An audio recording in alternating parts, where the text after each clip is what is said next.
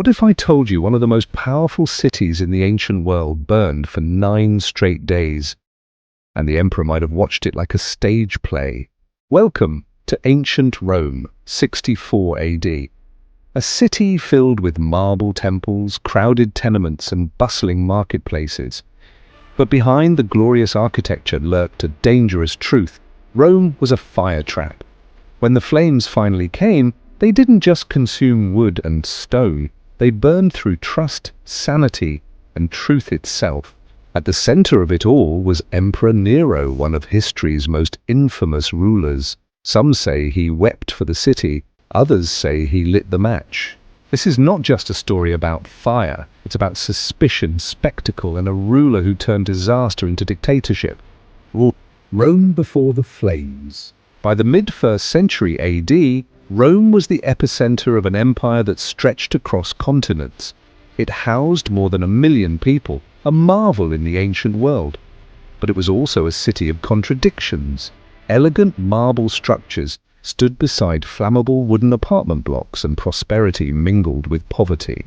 At just 16 years old, Nero became emperor in 54 AD, largely thanks to his powerful mother, Agrippina.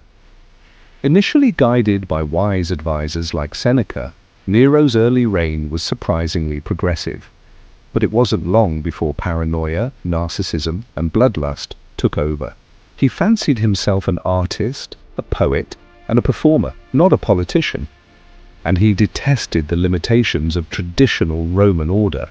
What he wanted more than anything was a legacy carved in gold. The night Rome burned. On the night of July 18, 64 AD, fire broke out near the Circus Maximus. No one knows how it started, but what began as a flicker quickly became an inferno. Rome's narrow streets and densely packed wooden buildings fed the flames. Wind carried embers from block to block. Oil lamps, hay-filled attics, and dry summer heat ensured the fire's fury. The blaze lasted for 9 days, devouring 3 of the city's 14 districts completely and heavily damaging 7 others. Temples crumbled, shops vanished, homes collapsed, tens of thousands were left homeless. Rome, the eternal city, was in ruins. Where was Nero? When the fire began, Nero was miles away in his villa at Pantheon. But as the flames ravaged the city, he returned to Rome. According to some sources like Tacitus, Nero opened his palaces and gardens to refugees and arranged food relief. These actions should have earned him public praise, but instead rumors spread like wildfire. Why? Because many claimed that strange men were seen igniting new fires. Some even said they acted under imperial orders. And then came the tale that stuck. Nero stood atop a tower dressed in theatrical robes, singing of Troy's fall as Rome burned. He wasn't helping, they said. He was performing. Some believed the fire wasn't an accident at all, but part of Nero's grand urban renewal vision. The Domus Aurea, Nero's dream city. Following the fire, Nero began construction on his most ambitious and outrageous project, the Domus Aurea, or Golden House.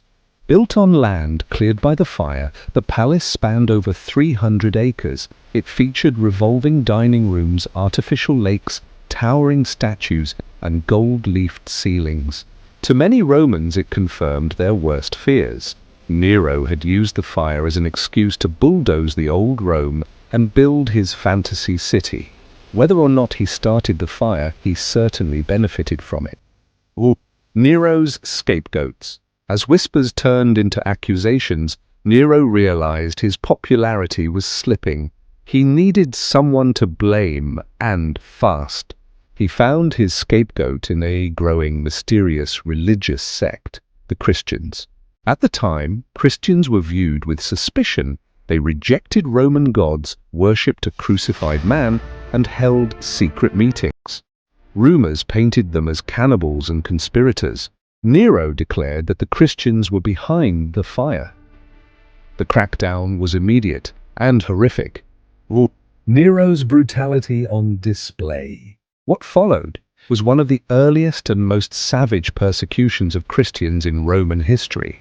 Nero didn't just punish them, he put on a gruesome public spectacle. Some were sewn into animal skins and torn apart by wild dogs. Others were crucified, displayed as warnings to the masses. At night, Christians were coated in pitch and set on fire, used as human torches to light Nero's garden parties.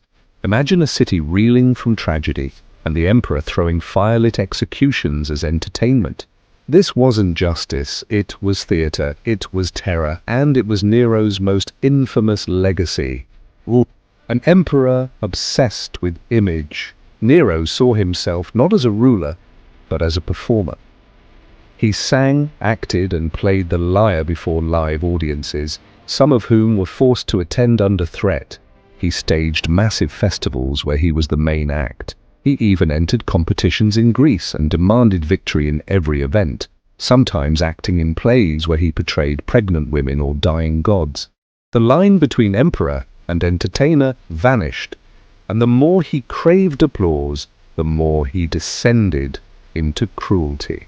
Behind the mask of art, Nero ruled with fear. The empire turns. After the fire, Nero's grip on Rome weakened. His paranoia grew. He executed senators, nobles, his own wife, and even his mother. The treasury emptied into theatrical productions and architectural vanity projects. Eventually, revolts broke out. The governor of Gaul rebelled. So did the military. In 68 AD, the Senate declared Nero an enemy of the state. Alone and hunted, Nero fled to a villa. As soldiers closed in, he committed suicide at age 30. His last words? Qualis artifex pareo. What an artist dies in me. Fact is fiction. Did Nero really start the Great Fire of Rome? There's no definitive proof. Ancient sources like Tacitus and Suetonius wrote years later, often mixing fact with hearsay. Tacitus himself admits the origin of the fire is uncertain. But what's undeniable is this: Nero used the tragedy to serve his vision, crush dissent, and brutalize a minority for political cover. His image, mad tyrant playing music as his city burns, may be exaggerated, but it reflects a deeper truth about unchecked power, vanity, and state cruelty. Rome reborn from ashes. In the fire's aftermath, Rome began to rebuild. New laws required fireproof materials. Streets were widened. Building heights were limited. The tragedy forced innovation. But Nero's memory never healed. Even centuries later, his name was synonymous with destruction, depravity, and despotism. Early Christians called him the Antichrist, poets cursed him, and Roman historians immortalized his madness. The fire didn't just burn buildings, it burned Nero's name into infamy. Rome didn't fall in a day, but it almost did in 9. And at the center of its darkest hour stood a man who wanted to be both God and artist. Whether he lit the flames or simply basked in their glow, Nero showed the world what happens when leadership turns into spectacle and when human lives are sacrificed for ego. So next time you hear the phrase, fiddling while Rome burns, remember, it's more than a metaphor, it's a warning. History remembers the fire, but never forgets who danced in its light.